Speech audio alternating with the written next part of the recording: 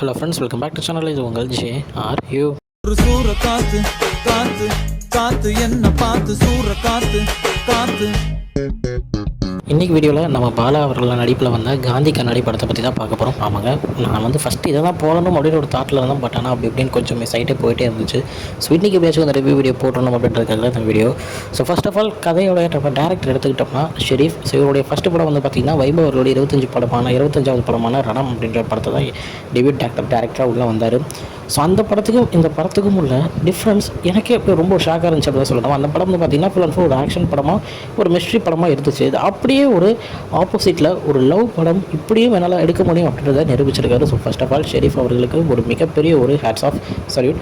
தென் நம்ம music director Vivek Praveen. So அவங்களும் சூப்பராக மியூசிக் போட்டிருக்காங்க.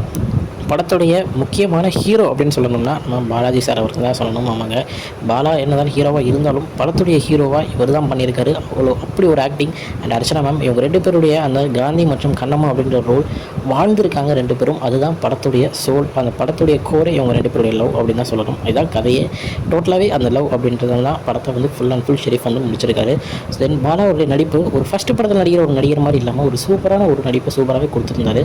தென் முக்கியமாக பாலா படமாக இருந்தாலும் ஒரு காமெடி படமாக இருக்கும் அப்படின்னு நம்ம நிறைய பேர் நினச்சிட்டு இருந்த நேரத்தில் இல்லை என்னாலையும் எமோஷன் படம் நடிக்க முடியும் அப்படின்ற மாதிரி ஃபஸ்ட்டு ஃபிலிம்லேயே அவருடைய எமோஷன்ஸை வெளியே கொண்டு வந்திருக்காரு. மக்களை நல்லா அழகவும் முடிச்சிருக்காரு லாஸ்ட் சீனில் அப்படி தான் சொல்லணும். தென் நமிதா அவர்கள், அவங்களும் பாலாவுக்கு ஒரு ஈக்குவலான ஒரு சூப்பரான ஒரு கேரக்டரை செம்மையாக பண்ணியிருக்காங்க ஃபீமேல் லீடில். சூப்பர் அவங்களுக்கு கொடுத்த ஆக்டிங்கில் பக்காவான ஒரு ஆக்டிங் கொடுத்துருக்காங்க. So song, emotion, comedy, love அப்படின்னு படம் முழுக்க சூப்பராகவே எல்லாமே கலந்து ஒரு நல்ல ஒரு கலவையான ஒரு சூப்பரான ஒரு படமாக இருக்குது. ஸோ நல்ல ஒரு ஃபீல் குட் ஃபிலிம். தேட்டரில் போய் எல்லோரும் பாருங்கள். படம் வந்துச்சு, பட் ஆனால் அவ்வளோவா எங்கேயும் நியூஸ் வராத மாதிரி ஆகிற மாதிரி ஆயிடுச்சு. எனக்கே என்னடா இப்படி ஆயிடுச்சு அப்படின்னு நினச்சேன். பட் அதே நேரத்தில் பார்த்திங்கன்னா கலெக்ஷனும் அவங்க போட்ட காசை விட அதிகமாகவே கலெக்ஷன் எடுத்துகிட்டு இருக்காங்க. பட் ஆனால் அது முக்கியம் இல்லை. இருந்தாலும் படம் நிறைய பேரை போய் ரீச் ஆகணும் அப்படின்னா இதுக்கப்புறம் நிறையா படங்கள் பாலா அவர்களுக்கு வரும்.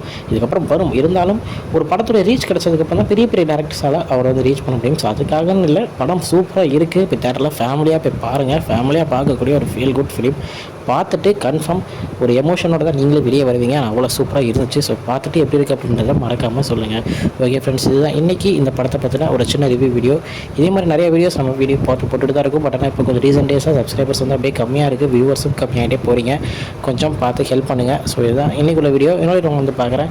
அது வரைக்கும் உங்கள்கிட்ட பிறகு உங்கள் Jaswin. Bye friends. Next video மறக்காமல் நம்ம சேனலை சப்ஸ்கிரைப் பண்ணிக்கோங்க. பாய் பாய்.